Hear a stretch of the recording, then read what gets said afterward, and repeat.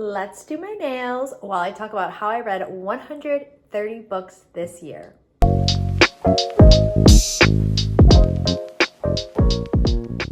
I am a press-on nail girly. This is the brand I use, the Impress. The ones that have like the stick on the back. Here, I'll take you on a little ride quickly. Here's my setup right here. But I don't just use this sticker. I use this professional glue as well. I have all of this linked in my Amazon shop, so you can just look there. But right now I'm picking my nails out. I always start with my thumbs and then my pinkies, and I kind of work my way in. My kids are napping right now, so this is what I'm doing. I'm working on doing a little 2025 glow up, and that includes doing my nails. I don't mind having bare nails. It doesn't bother me, but I honestly, this is my personal opinion, feel like I look so much more put together when I have my nails done. So if I have something to do, I like to do my press-on nails. I'll like leave like a day or two in between press-on nails to kind of like let my nails breathe for a bit. Hold on, let me make sure. I think you only have picked up 4 nails for this hand. I did. I do have 5 fingers on each hand, so I'm gonna need 5 nails. But I do like to have press-on nails, and I almost always do red nails. I switch the shade of red depending on the time of year. Like in the summertime, I'll do like an orangish red.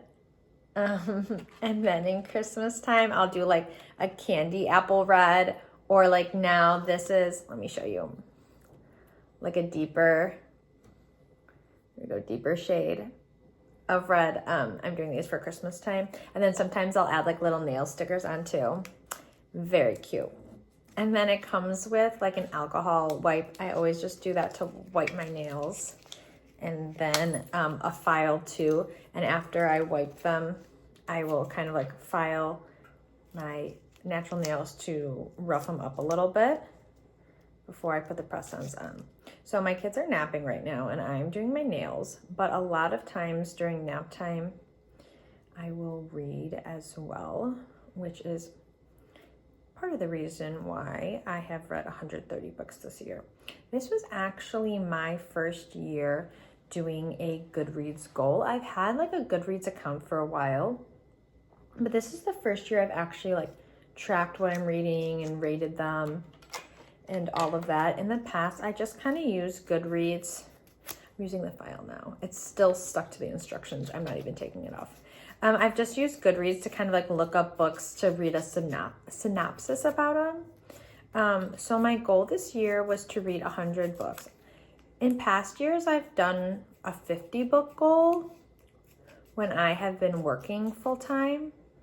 And that was like easy for me. So I'm like, okay, I'm not working right now. And so obviously I have more time, and 50 was easy for me. Let's make it 100.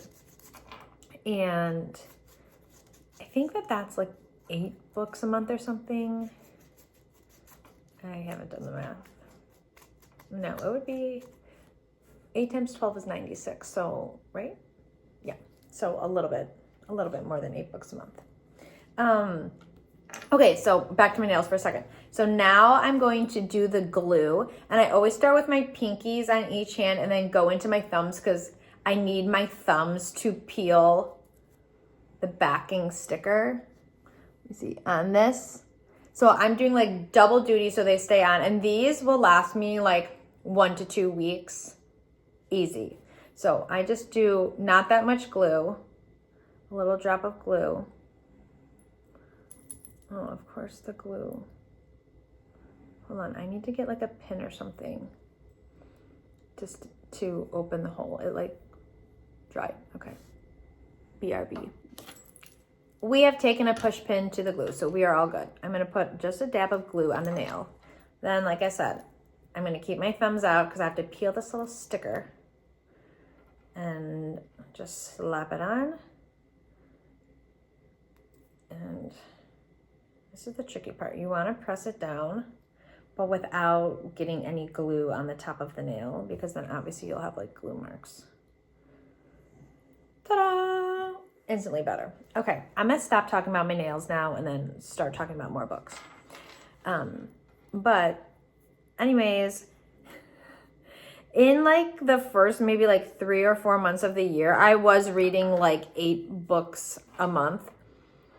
And I was just, you know, kind of an amateur at the whole book challenge world. So I'm hoping to shed some light onto you guys if you really want to do a big challenge for 2025. Because I was just like reading one book at a time. I also didn't buy any books in 2024. I got all my books from the library. So I wasn't doing a good job of like building a TBR and kind of like knowing what I wanted to read. So a lot of times I would read a book, finish, and then I'd be like, what should I read next? And then like I'd have to either go find it at the library and like find time to do that, or I would put something on hold at the library and like have to wait for it to come in. I feel like this nail's too small. Okay, let's get a different size. So it was kind of like, I feel like a lot of like lost time for me, like searching for books. So I wasn't really pumping out as many books as I probably could have in the early months. Yeah, that one looks better. Because like the past, I think 3 months, I've been reading 15 books a month. So like almost double what I was reading at the beginning of the year. So my goal was 100 books for the year. I've surpassed it by quite a lot, almost by 50%, because I've read a little over 130 now, and obviously we're not at the end of the year yet. But I think if I knew some of this information at the beginning of the year, I probably could have reached 150, which is what I'm going to make my goal for 2025, 150 books, now that I know. So something that I did learn while I was, I think that this is another smaller one too. Hold on, let me upgrade my sizes. While I have been on my book challenge journey, is I personally, and I don't know about you, but I can read more than one book at a time, especially if the books have nothing in common. Like I'll be reading like a historical fiction about Asia, and then a fantasy about dragons, and then a romance book about video games. You know, like I'm not gonna get those confused. And then a lot of times like I'll read a physical book and then be listening to an audiobook. And obviously like I would be taking in that type of content at 2 different times. So that was upping my ability to read a lot of books every month as well. Just because of like the amount of books I was intaking at the same time. I also got a lot better about building my TBR, which made it easier for me to get books from the library and have like books on deck, so that when I was done with one book, I didn't have to wait for a book to get in from the library or for me to take a trip to the library. I just had like another book on my nightstand ready to go.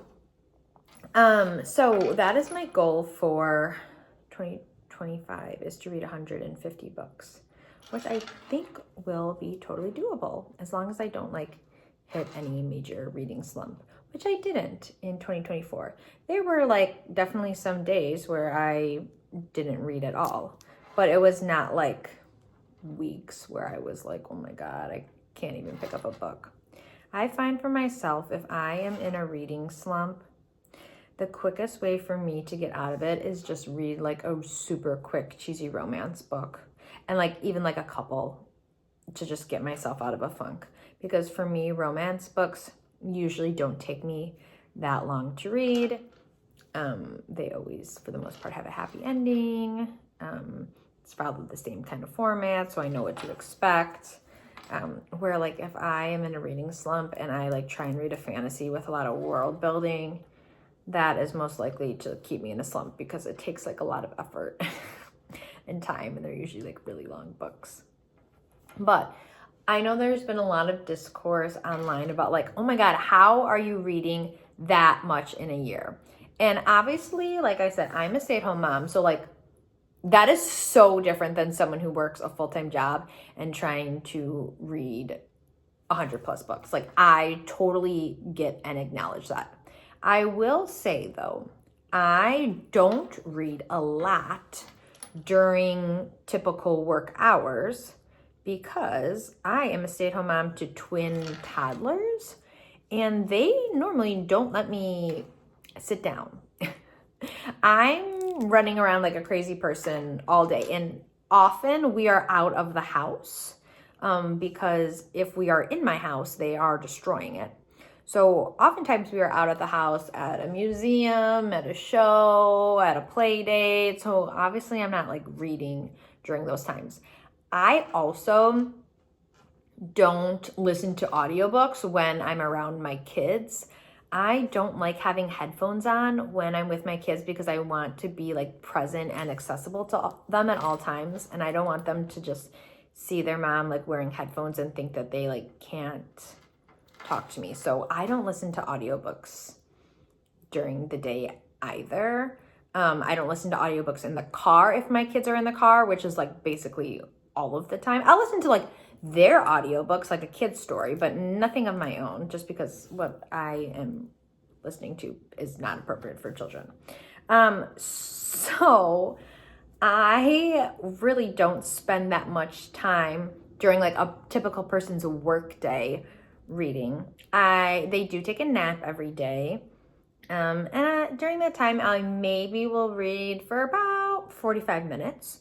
So that is time during the day that most people don't get to read. But it's not that big of a chunk of time. A lot of my reading will happen in the morning. I always wake up super early, like 5 o'clock. And my kids will usually get up between like 6 and 7. So I will get up and get ready and make breakfast and read before the rest of my family gets up. And you could do that too, even if you had a full-time job, if you got up, before your alarm and just read for a little bit. So I read early in the morning, but then most of my reading happens after my kids go to bed. I will read for hours at night. I really don't watch that much TV. My one guilty pleasure TV, though, is Love Island. I have seen every single season of Love Island UK. I've seen every single season of Love Island US. I've seen every single season of Love Island Australia. I've watched games. I've watched All Stars. Like, I am obsessed. And I watch them live. Like, if it's happening in another country, I have a VPN and I'm also watching it. I'm reading the Reddits. Like, I'm in it. So, Love Island UK All Stars is starting January 13th, sometime that week, I believe. So I will be watching for an hour, 5 nights a week for that. So my reading probably will go down a little bit. But normally I don't watch a lot of TV, and I also don't go on social media a lot. I don't like my kids seeing me scrolling on my phone. So I really try not to do that. So I'll scroll like a little bit in the morning, a little during nap time, and a little at bed, but just for a little bit. But most of the time is reading. Like, I will probably read for 3 hours a night, and I read about 100 pages an hour. So like, that's 300 pages. Like, I could finish a book in just one night. That's how I'm able to read so many books. Because I read 130 books this year, and a lot of them were fantasies, like really long books. Like, I've probably read, I want to say maybe 15 books that were like 1,000 pages. So like, that could have easily been, like 3 to 5 books just counting one book because they were so long. But that is how I read so many.